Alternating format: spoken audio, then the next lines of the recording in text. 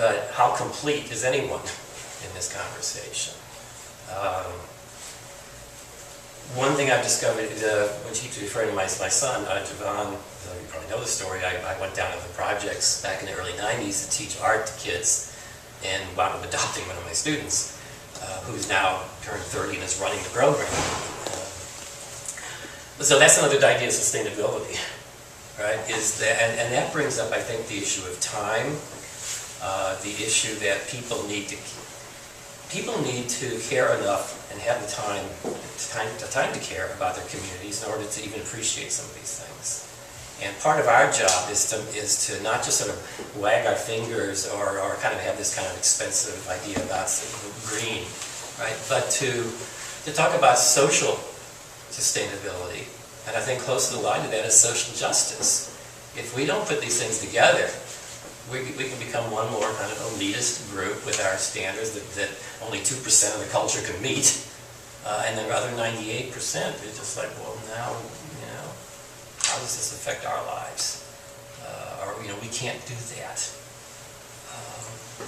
So I think, I'm so glad that you mentioned that, because I think that's the part we need. We got to get this whole spectrum on the table up here, right?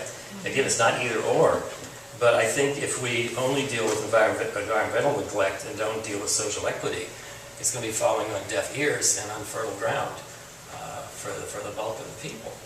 And I don't think this is what anybody wants or needs, or the planet wants or needs either.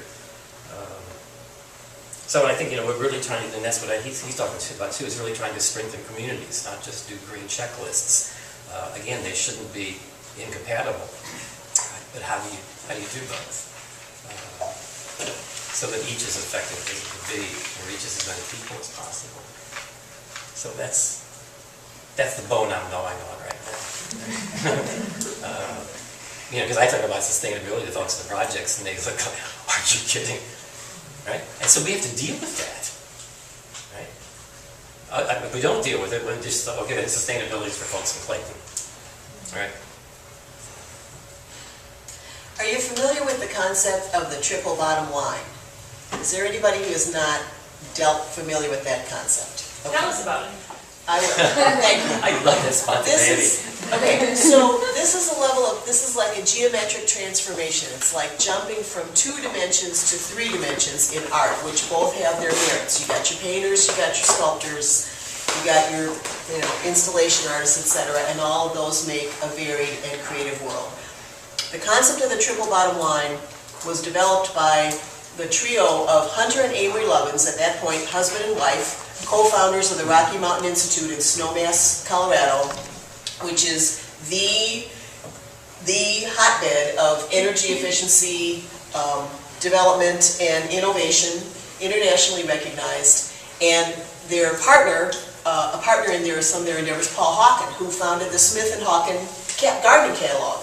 And if you think back longer than that, if you're one of my contemporaries, when he was right out of college, he also founded, his first business was an organic foods company called Erewhon, E-R-E-W-H-O-N, before Organic Erewhon, right? Before that was a, sort of a household food word.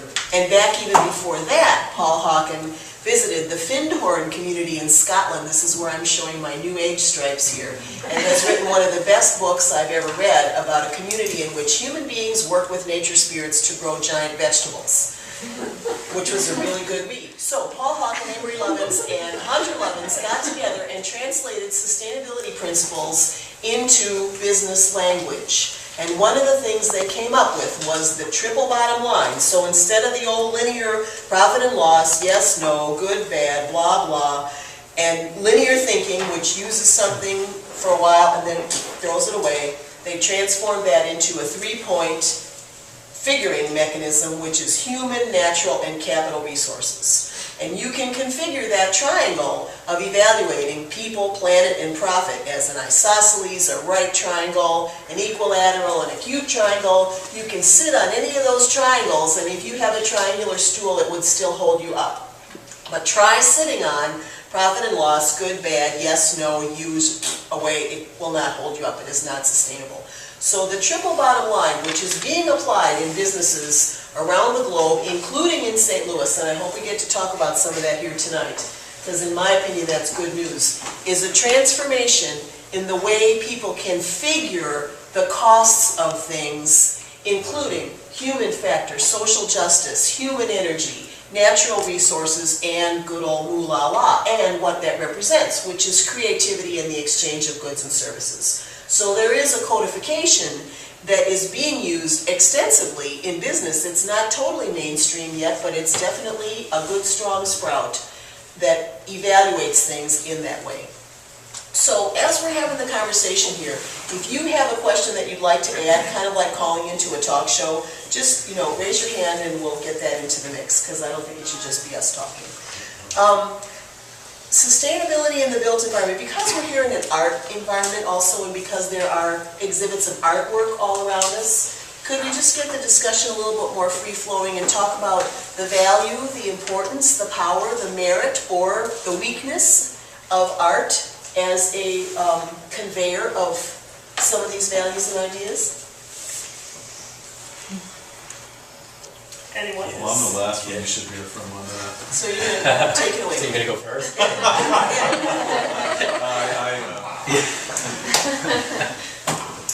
I'm serious.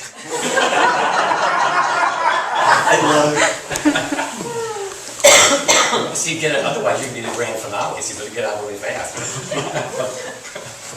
Well, I grew up in rural Indiana, so I know zippo about art for the most part. But as Richard and I were walking through the Chris Jordan parts in there, and saw the picture of, 2 million bottles, was it, Richard, or something like that, or even more maybe, that people use every 5 minutes. I thought, wow, I mean, I thought it was a lot, but not that much. I mean, just seeing it, I think, it kind of puts it all into perspective a little bit. Yeah, I think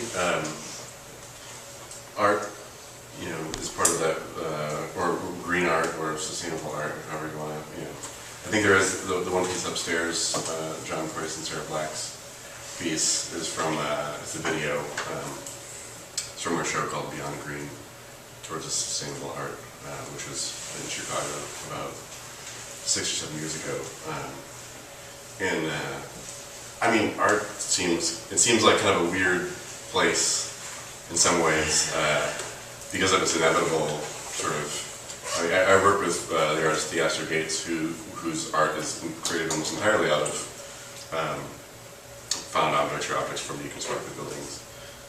And it's sort of like, it is that one could, depending on how you argue it, like that's the most pure sustainable forms of art, right? You're taking this trash from an unused building and turning it into this thing that is going to have a really epic life after that. Like, it's glorified, it's going to travel around in whatever kind of art show or museum setting or gallery setting,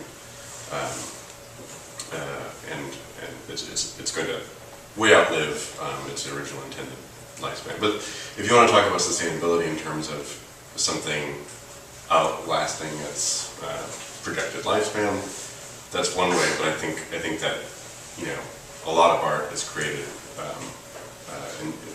with the intention of it outlasting maybe how it was originally intended, unless it's something like Spiral Jetty.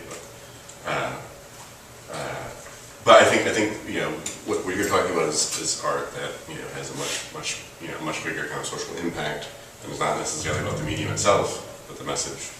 And I mean, I think that's more the purpose of like Chris Jordan's pieces, I guess, and the pieces that we see around us. It's a conversation. I will, yeah. Yeah. I'll dive. You may want me to sit in the fireplace after this one. Here we go. Right? As the artist here, I'm probably going to have the least faith in the art of anybody. It's interesting because I started City Faces as an art program and very quickly realized both its benefits and its limitations. Right? That, in some sense, the art could have been anything that started that program, honestly, that built bridges. So art can be one kind of bridge builder. And often, I struggle with this as an artist, going back and forth, what makes art special? And when do we sort of overestimate what art can do? And everybody overestimates what their own field does, right? And artists are no different. Artists can do something in an ivory tower, and because it's sort of got topical subject matter, they think it's changing the world. Listen, no, it's changing what's on your wall in your ivory tower. So what I think is interesting is to maybe look at this show and this kind of thing and say, well, what do we expect from art, especially topical art? I mean, what are we trying to do here? What's the point of a show like this? Is it to advocate for something? In which case, then the audience that's here becomes important. Who's here to be advocated to? I'm looking around this room right now, and this doesn't look like the people I see in the projects. This doesn't look like the people I see in Wellston. Right? So maybe we're advocating, but then we think of audience. Maybe another approach would be to say, well, this is not advocating, it's just an example of something. We're embodying something, not advocating for it. And then you look at this work and see how well it maybe embodies certain ideas. I think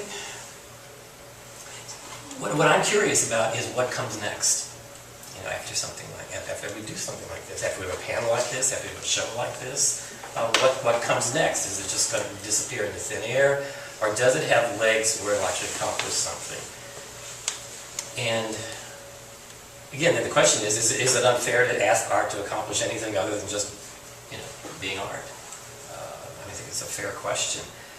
But what the other thing I'll mention here is I'm legitimately struggling with this for years.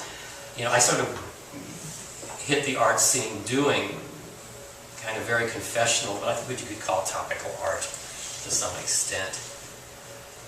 And I got to a point where I wasn't sure if anybody was really affected by what I did but me. So was social justice just my latest topic, or was it really accomplishing social justice? Was sustainability just an excuse for the show, or was it accomplishing sustainability? Because sometimes we just kind of pimp subject matter, right? And I think maybe that's one way to look at this. Look at all of what we're doing is what does it lead to? Well, the measurements for that kind of stuff they're all different, so sustainability. Because we had to, in the City Faces, we had to almost give up art to start saving lives, which is what we're there to do in the first place. Right. So because they're very complicated, it's very easy to get self-congratulatory